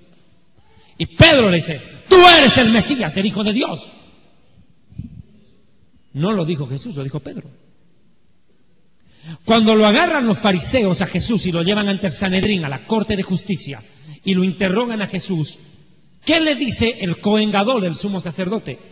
¿Eres tú el Hijo del Bendito? ¡Dínoslo! Y él le dijo, tú lo has dicho. Tú, no digo tú. Tú lo has dicho.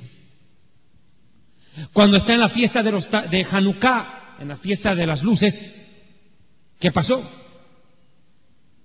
Le dicen, en Juan 10, 22 en adelante, le dicen a Jesús los fariseos, ¿eres tú el Mesías? Dínoslo abiertamente. Dijo, tú lo has dicho, y no creen. Jesús jamás a nadie le había dicho hasta ese momento que él era el Mesías. Lo demostró ser. Eso sí, lo demostró. Que eso vale más que decirlo. Perdonaba pecados, levantaba muertos, limpiaba leprosos, sanaba a gente inmunda, abría los ojos de los ciegos, hacía hablar a los mudos, los sordos escuchaban, los demonios corrían, hasta los demonios confesaban que él era el Mesías. Cuando viene el caso del Gadareno, los demonios confesaron. Eres tú el Hijo del Bendito, has venido a atormentarnos. Hasta los demonios confesaron. Hasta los demonios confesaron que él era el Hijo de Dios. Pero aquí Jesús hace una confesión impresionante. Y nada más y nada menos que a una samaritana. Le dice, yo soy el Mesías. La otra queda quieta y dice, con razón me habló del agua espiritual. Recién reacciona.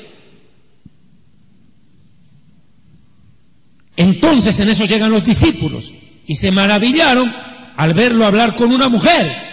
Pero ninguno, aunque todos pensaron mal pensados estos, ninguno se atrevió a preguntar qué es lo que estás haciendo con ella, qué hablas.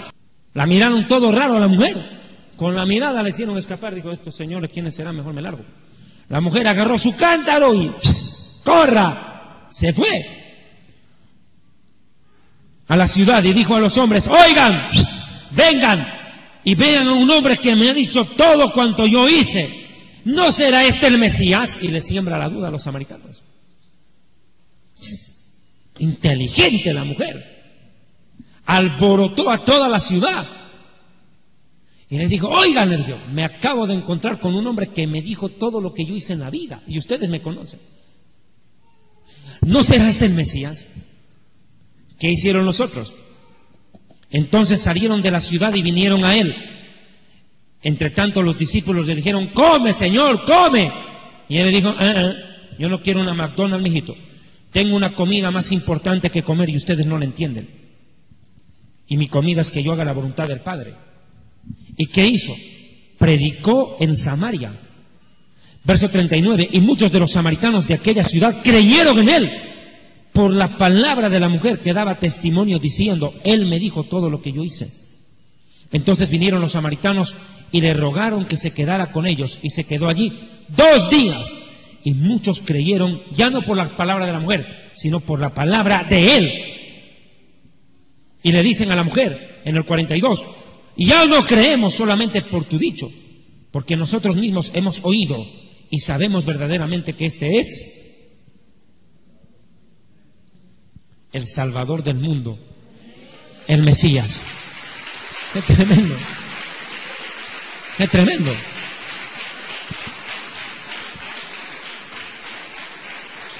Ahora usted podrá entender más a cabalidad por qué cuando Jesús resucitó se desapareció primero a las mujeres.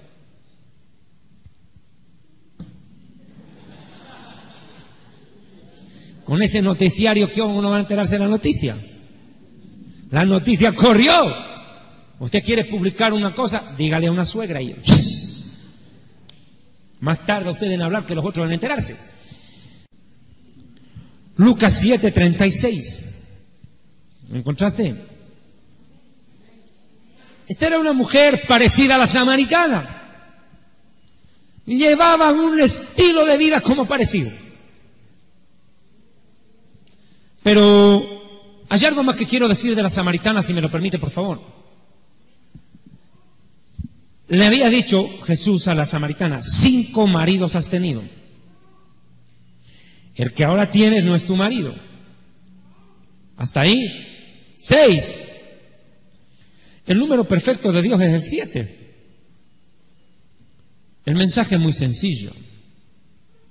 Pueden pasar muchos hombres por la vida de una mujer, pero cuando llega Jesús, todo cambia. Todo le cambió.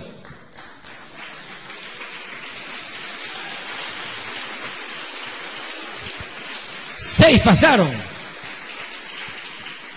Pero el que cambió la vida de esta mujer para bien fue el 7º. Ahora mire lo que pasó con esta otra muchacha. Lucas 7:36. Uno de los fariseos rogó a Jesús que comiera con él. Dijo, por favor, vení a comer a mi casa. Y habiendo entrado en casa del fariseo, se sentó a la mesa. Entonces una mujer de la ciudad, ojo, una mujer de la ciudad,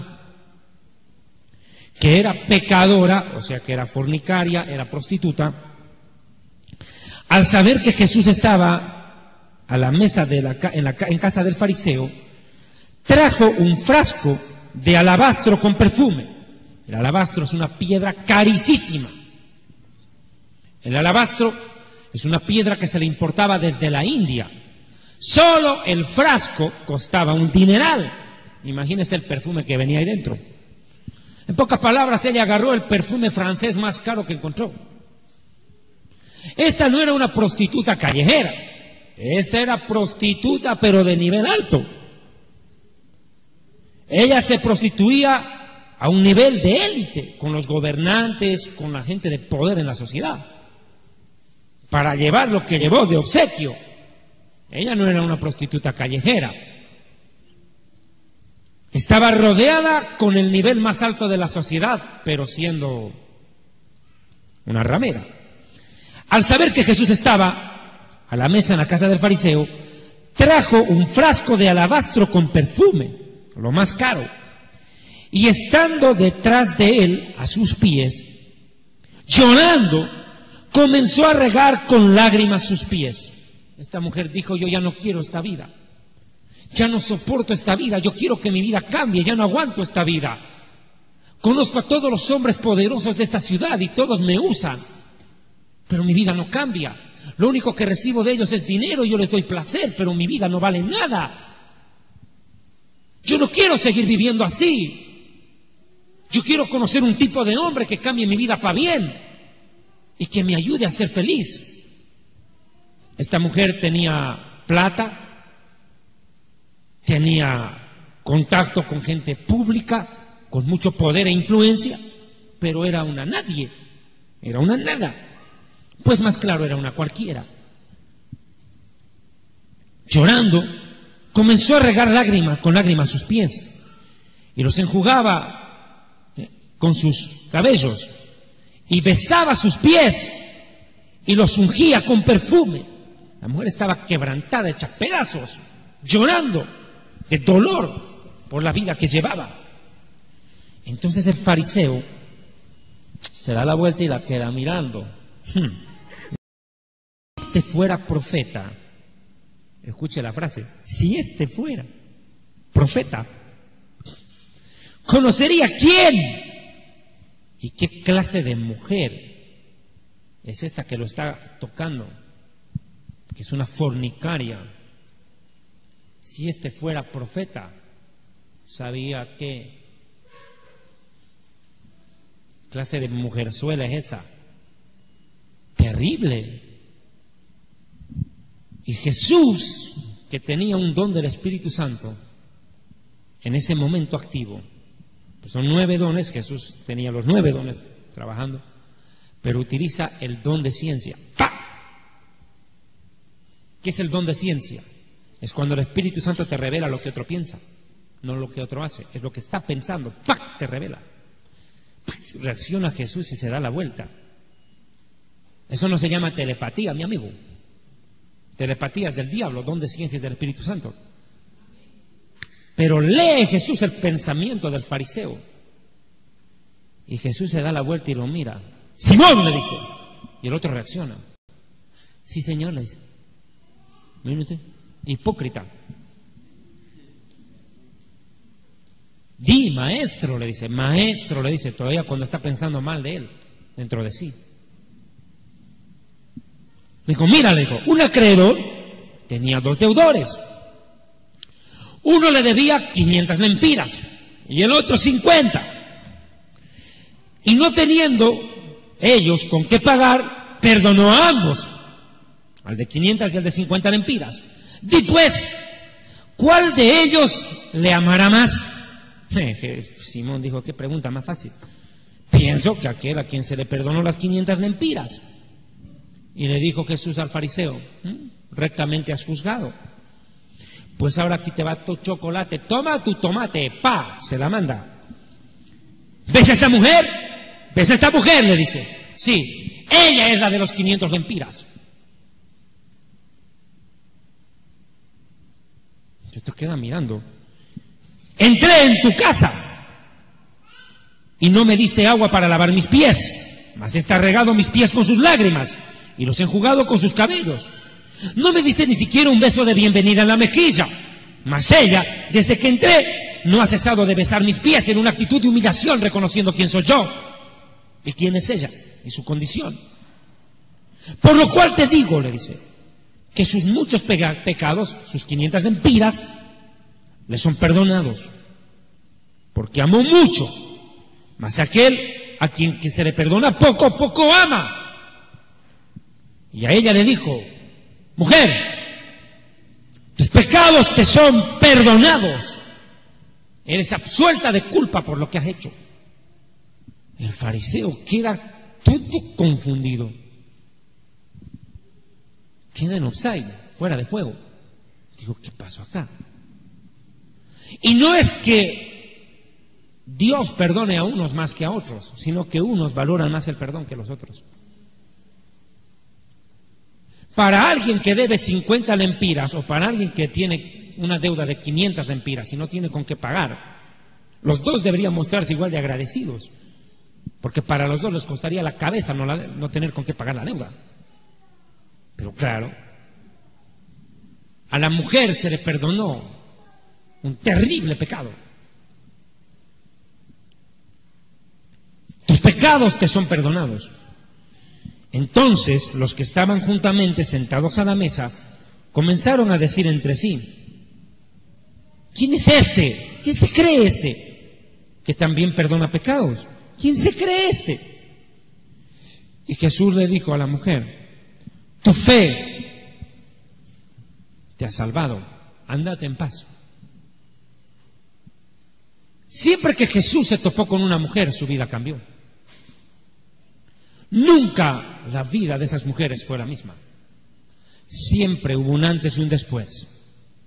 Jesús partió la historia de la humanidad en un antes de Cristo y un después de Cristo. Puede partir tu vida en un antes de Cristo y un después de Cristo también. Decide tú si lo aceptas. Hay muchos casos. La mujer adúltera que iba a morir apedreada, Jesús la salvó de una muerte inminente. Resucitó a la viuda, a la hija de la viuda de Naín. Alabó la fe de la viuda que entregó 2 lempiras de ofrenda y dijo que ella había dado más que todos, porque dio de su pobreza todo lo que tenía. Señal clara que ser pobre no quiere decir que no ofrende. Para aquellos miserables que no comen huevo por no botar la cáscara, que creen que porque son pobres no tienen que ofrendar.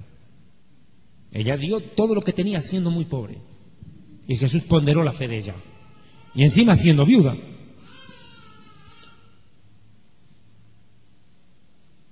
Sanó a la suegra de Pedro en cosa, y curó a la mujer encorvada,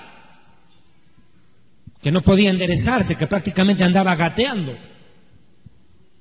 Y Jesús colocó las manos sobre su espalda y la sanó de una enfermedad física que no tenía cura. Usted verá que siempre que Jesús se cruzó en el camino de alguna mujer, fue para levantarla, restaurarla y honrarla. ¿Cuántos alaban a Dios?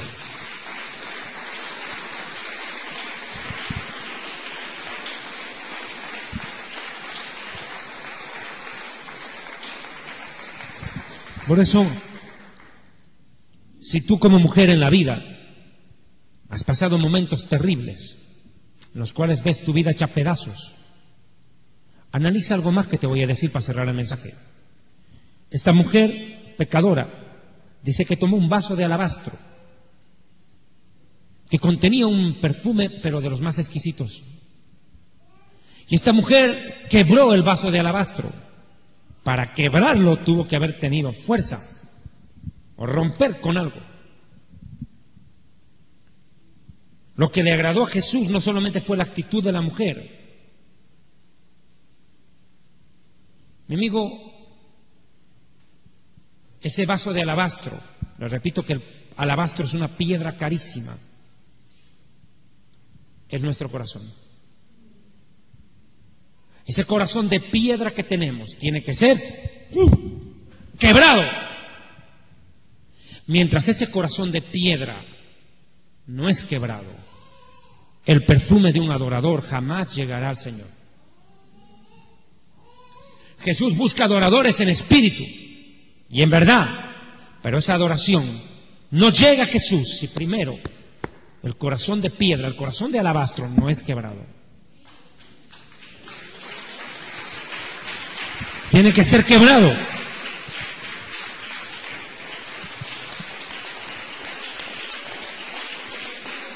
Y esta mujer, yo me imagino que cuando entró al lugar, vio a Jesús, se postró, se humilló. Quién sabe, la mujer llevó un martillo, porque para romper semejante piedra se necesita un instrumento metálico. Cualquiera que conoce una piedra de ese gramaje fuerte, ella tuvo que haber agarrado, ¡pum!, y de un martillazo o algunos más, tuvo que haber logrado quebrar el vaso de alabastro para que ese perfume llenara la casa y fuera como olor grato, como oración a Jesús. Pues ese martillo que quebranta la piedra, dice Jeremías, es su palabra. Solo su palabra tiene el poder de pulverizar el corazón de piedra. Y cuando nuestro corazón es pulverizado, cuando nuestra vida es quebrantada bajo el martillo de la palabra de Dios, recién ese momento, cuando nuestro corazón es hecho pedazos por el martillo de la palabra de Dios, recién podemos empezar a ser adoradores. Pero mientras el corazón esté intacto, mientras el vaso de alabastro esté entero, no somos nada. Podemos ser un perfume, pero enjaulado en una piedra, y eso a Dios no le sirve, no le es útil. Préstame mi libro, por favor. De hace años atrás, cuando escribí este libro, gracias, tomé como referencia algo que voy a leer en este momento. El rabino Nachman de Braslav, uno de los rabinos más insignes de la historia de Israel, escribe esta meditación. Dice el rabino Nachman: no son mis pensamientos como los tuyos. Cuando el ser humano tiene ansias por tener un objeto, mientras el objeto está completo, lo quiere. Pero si el vaso se rompe, ¿para qué sirve? Lo desecha. Un vaso roto, ¿de qué te sirve? De nada, man. Entonces, ¿cuál es el objeto amado por el Rey del Universo? No es un vaso de agua, es el corazón humano. Pero aquí viene un problema. Cuando Dios mira a alguien entero, soberbio, no lo quiere. Porque desprecia a Dios a todo altivo de corazón. Pero cuando el corazón se rompe a pedazos, Dios dice: eso es mío, lo necesito. Porque cerca está Dios a aquellos que tienen el corazón hecho pedazos. Porque para Dios solo un corazón despedazado es un corazón entero, útil para Él. Deja que la palabra de Dios, por martillo y duro que sea, caiga sobre ti. Porque si tú no dejas que la palabra de Dios, por dura que sea, rompa tu corazón de piedra, tú nunca podrás hacer la voluntad de Dios. Siempre serás un faraón con un corazón endurecido. Y Dios dice en el libro del profeta Ezequiel: quitaré de ustedes el corazón de piedra, pulverizaré ese corazón. Es necesario que tú dejes que Dios te quiebre. Dios tiene dos formas de transformar la vida del ser humano, o a la buena o a la mala, mi amigo. O cambias por amor o aprendes por dolor, pero cambias. Dios tiene dos formas de tratar con tu vida. Tu vida es una muralla. Has hecho un fortín inexpugnable. Dios tiene dos caminos: arrancar ladrillo por ladrillo y desarmarte. Arrancar ladrillo por ladrillo, que va a demorar más. ¿O es preferible que de una vez Dios venga con un tractor y ¡pum!, se lleve la pared de un solo golpe? Y que después lo que quede arranque con la mano. Pero déjame decirte que Dios no construye sobre ruinas. Dios primero derriba lo que tú has hecho en tu vida. Porque nada de lo que tú has hecho con tu vida, ni lo que yo haya hecho con la mía, le sirve a Él. Porque es obra humana y lo que hace el hombre no dura para nada, no sirve para nada. Lo que permanece para siempre es lo que Dios edifica en nosotros. Pero para Dios edificar en tu vida o en la mía, primero tiene que derribar lo que hicimos nosotros con la ayuda del diablo durante tantos años. ¿Me está entendiendo? Tus mejores virtudes a Dios no le sirven. Tú puedes tener una voz maravillosa y cantar como un gorrión, como un jilguero. Pero si tu corazón no ha sido transformado, ¿de qué te sirve cantar bonito? Shakira también canta chévere, pero eso a Dios no le sirve. Para que tu cántico llegue al cielo, tendrás que ser quebrado, destruido y derribado. Por eso es de que muchos, cuando se convierten al Evangelio, recién empiezan a tener problemas. Porque no es el diablo atacando, es Dios derribando. Dios tiene que tirar abajo todo lo que edificaste en tantos años de autoengaño que viviste. Puede ser que tengas virtudes. Puede ser que tú seas una persona honorable, buena persona, respetuosa, con mucho talento y muchas virtudes. Eso te puede servir para vivir con los humanos, pero con Dios no. Inevitablemente nosotros necesitamos la mano demoledora de Dios para luego experimentar su mano edificadora. Usted, cuando llega a un lugar que está en ruinas y quiere levantar una casa, tiene que remover todos esos escombros. Tiene que quitar todo lo que está ahí para levantar una nueva pared. No creo que usted sea tan loco de edificar sobre algo que está chueco, que sobra de algo que se derrumbó. Va a quedar todo un desastre esa construcción, va a ser insegura.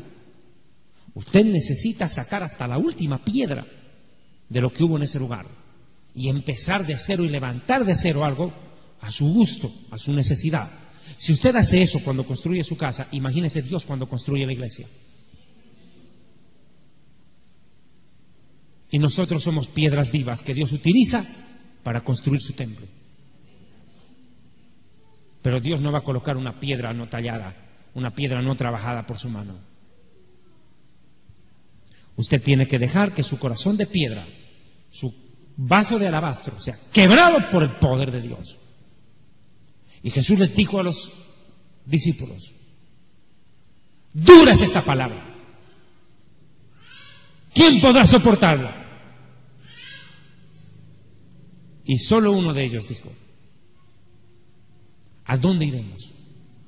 Porque Jesús les dijo: si no les gusta lo duro que predico, pues váyanse. ¿Qué se complican? Yo no los estoy obligando a quedarse conmigo. ¿No les gusta lo que yo les predico? ¿No les gusta la confrontación? Pues lárguense. Y Pedro le dijo: ¿a dónde vamos a ir? Si solo en ti hay palabras de vida eterna. Es necesario pasar por el puño demoledor de Dios muchas veces en la vida. Pasar por pruebas duras. Es necesario soportar el golpe, mi amigo. Pero es necesario también que el vaso de alabastro sea quebrado para que el perfume suba como olor fragante ante Dios. Dios les bendiga, muy buenos días. Fundador del Ministerio Evangelístico Internacional Kedushá, Santidad, presenta Jerusalén y la Tierra Prometida, el plan de Dios para Israel y el fin de los tiempos en Historia del Futuro. Porque para Dios, el futuro es historia. Visita nuestra página web www.historiadelfuturo.tv, porque para Dios el futuro es historia.